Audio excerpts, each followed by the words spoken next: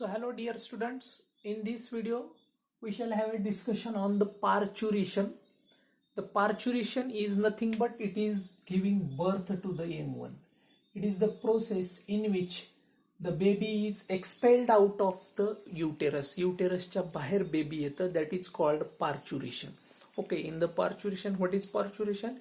It is the process in which baby is given out of the uterine wall or uterusच्या बाहेर बेबीला जन्म दिला जातो, that is called parturition. And in the human being, the parturition or the birth of the young one, the birth is given to the young one. Young ones ला birth दिली जाते, and therefore we are viviparous. There are two types of animals, oviparous and viviparous. Those give birth to the young one in the form of egg, that is called ovipara. Oha means egg, and we are viviparous because we give birth to the young ones. We don't lay eggs. आपण eggs अंडी घालत नाहीत, आपण direct बाळाची वाढ करतो and then give birth to that young one. And in the parturition, the forceful muscular contraction of the uterine wall takes place. Forceful muscular contraction. Forceful muscular contraction of uterine wall takes place. Uterine wall, and this forceful muscular contraction of uterine wall is called labor. Labor. The word labor is used because it is the process of high work with a considerable energy. कारण याला खूप energy लागणार आहे. It is a period of work. हा एक वर्कचा खूप कष्ट त्या काळामध्ये त्या महिलेला करावं लागतं. Therefore they have used the word labour. Okay, and the parturition occurs after 280 days from the last menstrual cycle, LMC. शेवटच्या मेन्स्ट्रुअल सायकल पासून 280 दिवसानंतर काय होतं? parturition. And at the time of parturition, the baby is near about 53 centimeter long and near about 2.7 average 2.7 to 4.5 kg in weight. Weight किती असतं? जवळपास 2.7 ते 4.5 kilogram वजनाचं बाळ बाहेर येतं. And its skin colour is bluish pink.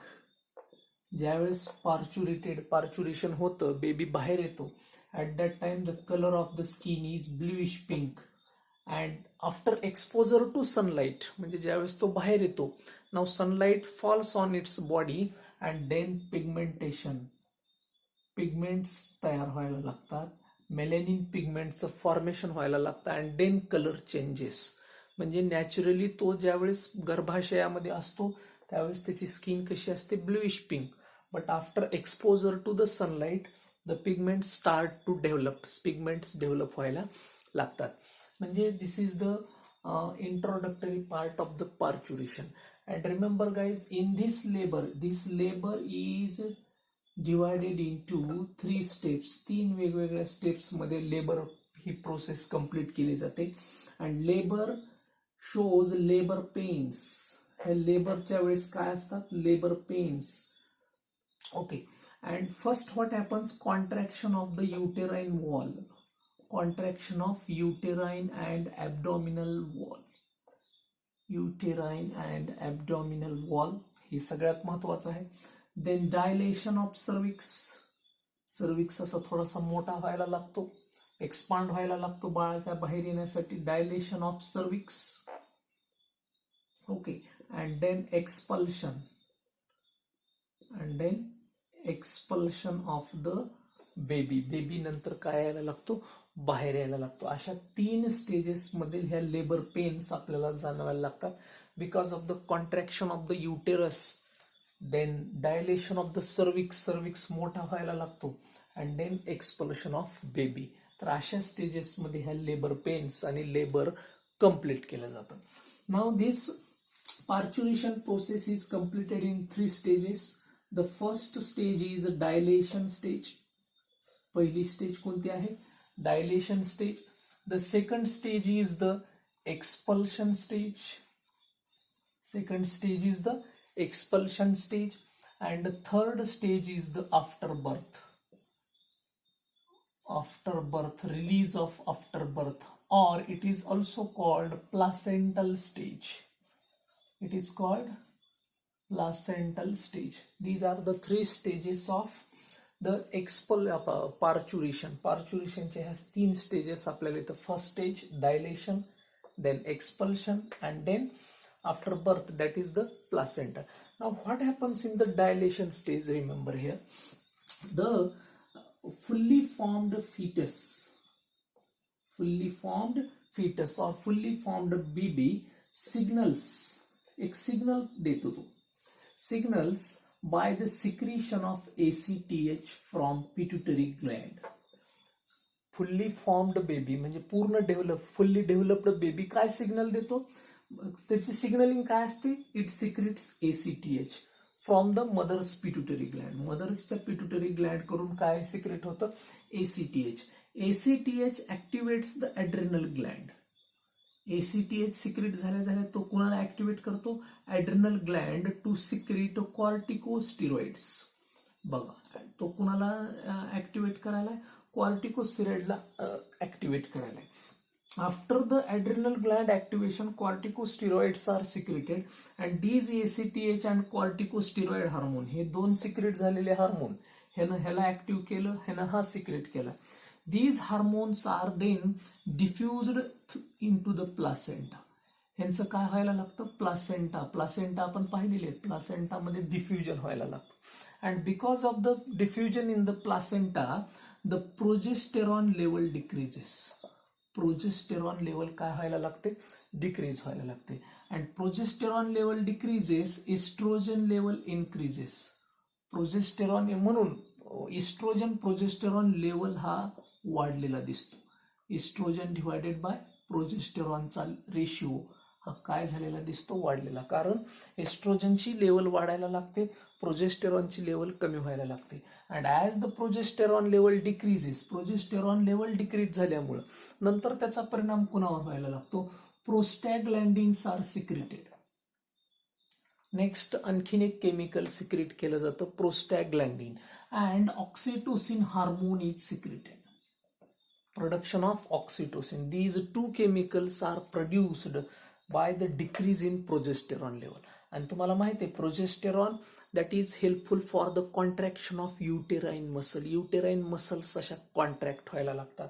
Oxytocin is helpful for the forceful contraction of the myometrium of the uterine wall. Uterine वॉलच्या myometrium जो मिडल लेअर्स असतो, एंडोमेट्रियम, मायोमेट्रियम, पेरिमेट्रियम, त्यातल्या मायोमेट्रियमचं कॉन्ट्रॅक्शन आणि फोर्स अप्लाय करण्यासाठी prostaglandin ह्या दोन केमिकलमुळं द कॉन्ट्रॅक्शन ऑकर्स, कॉन्ट्रॅक्शन व्हायला लागतं.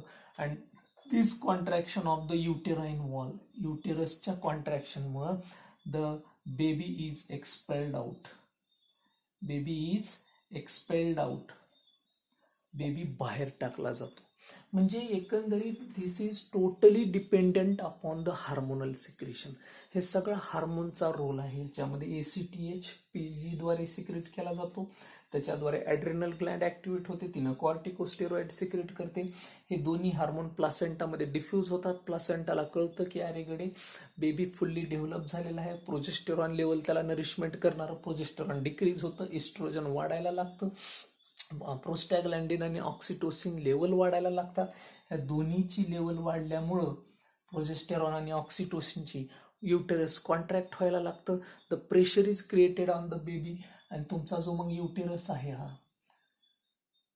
दिस is the uterus, this is the baby, इथं बेबी आहे हा. ह्या बेबीवर एक या सगळ्या बाजूला कॉन्ट्रॅक्शन व्हायला लागतं. Baby is pushed downward toward the cervix. तो बेबी सर्विक्सकडे यायला लागतो अँड टर्न्स इटसेल्फ लाईक दिस. आता बेबी असा हेड डाऊनवर्ड साईडला हेड या टाईपनं तो डायलेट होतो. स्वतः तो इन्व्हर्ट होतो and the cervix it lie against the cervix wall. सर्विक्सच्या ह्या ओपनिंगच्या अगेन्स्ट तो असा इन्व्हर्ट होतो. And then the dilation, because डायलेशनमध्ये काय व्हायला लागलेलं आहे, the cervix widens, cervix widen होतो, व्हेजायना वायडन होतो. And then the uterine wall the placenta is removed from the uterine wall. It becomes loose from the uterine wall. Uterine wall पासून placenta काय व्हायला लागतो, मोकळा व्हायला लागतो. And gradually that baby comes into the cervix region. हळूहळू तो कुणाला पुश करायला लागतो, सर्विक्स रिजनला पुश करायला लागतो. And because of the placenta loosened, placenta loose व्हायला लागतो, तो पूर्ण गळून पडायला लागतो from the uterine wall. And therefore baby becomes free. Baby काय बनतो, फ्री बनतो. म्हणजे युटेरसला जे पूर्ण त्याच्या विल्ला आहे त्या युटेरसमध्ये घुसलेल्या असतात प्लासेंटाच्या, त्या पूर्ण मोकळ्या होतात आणि प्लासेंटा लूज होऊन इट फॉल ऑफ, तो गळून पडायला लागतो अँड बेबी फ्री व्हायला लागतो. And this process occurs for 12 hours. जवळपास ही process for that is the labour pain process, ज्याला आपण म्हणतो प्रसूती वेदना. ह्या प्रसूती वेदना जवळपास ह्या किती वेळ चालतात, ह्या पूर्ण डायलेट होण्याच्या, बेबीला पूर्ण असा इन्व्हर्ट होऊन तो लाईंग अगेन्स्ट द सर्विक्सच्या अगेन्स्ट लाय होण्यासाठी जवळपास 12 तास लागतात. आणि या 12 तासानंतर हा बेबी हळूहळू हळूहळू त्या सर्विक्सला पुश करायला लागतो. सर्विक्स डायलेट होतो. डायलेट होणे म्हणजे मोठा होणे. सर्विक्स असा ताणला जातो आणि त्या बेबीला खाली ढकलायला लागतो. And because of the contraction व्हायला लागतं म्हणून बेबीवर प्रेशर क्रिएट करून सगळ्या बाजूनं प्रेशर कॉन्ट्रॅक्ट व्हायला लागतो. असा युटेरस लहान व्हायला लागतो आणि त्याच्यामुळे बेबीवर प्रेशर येऊन बेबी हळूहळू खाली ढकलला जातो.